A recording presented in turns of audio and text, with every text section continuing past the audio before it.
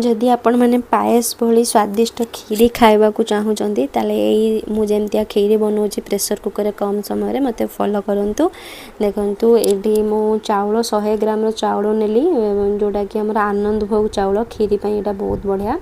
ताकू आम भल धोईकी 2-3 थर धोईकी भिजे देवे अध घंटा तापर अध घंटा पर ये देखो मुझे छन्नी काढ़ीदेली टे चाउलटा को हाथ में ये करदे तापर देखो गोटे मु प्रेसर कुकर में बसैक घीओरे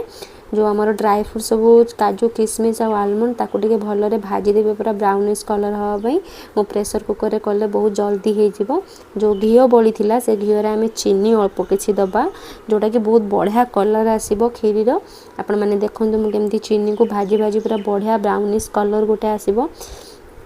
चाउलटा ये मुझे भिजेक रखिली कहीं सेटा सीझा को बहुत कम टाइम लगे बहुत कम समय आम खीरी हो देखो ये पूरा केते बढ़िया कलर पलि आसलानी और एमतिया कलर आसिले ही आपण मैंने चाउल को ऐड करके चाउल को सांगे भल भाजी देवे देखो एमतिया कलर होपर अल्प टिके पानी देदेवे देदेकी कौन करेंगे सीटी देदेवे 2-3टा सीटी देदेवे सीटी देदेले चाउल पूरा 50% कि 80% पर सीझीज क्षीर आपण मु 100 ग्राम चाउल 2 पैकेट क्षीर नहीं आपण मानक जमतिया नबाक इच्छा जिते क्षीर आप देवे कि क्षीरटा एति देले टेस्टी लगे क्षीरटा भोजी परी लगे खीरी खाया को तापर तेजपत्र पकईकि देखो एमती क्षीर पूरा बढ़िया बढ़िया साइड साइड रू एमती करके भलसे गोलेबे आ सीझीगला ही चाउल लुण आ चीनी आमर गुजराती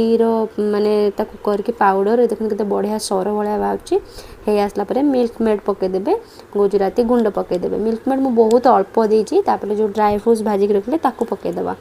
पकई सारा देखो कि बढ़िया पूरा मलाईदार पूरा सर सर वाला पूरा खीरी पूरा पायस भाया और बहुत टेस्टी होता खाया को आपण मैंने भी घरे ट्राए करके देखु खातु आम चैनल को प्लीज़ प्लीज़ प्लीज़ सब्सक्राइब करूँ लाइक दिंतु कमेंट दिंतु और मत हेल्प करूँ ग्रो अप करने। Thank you.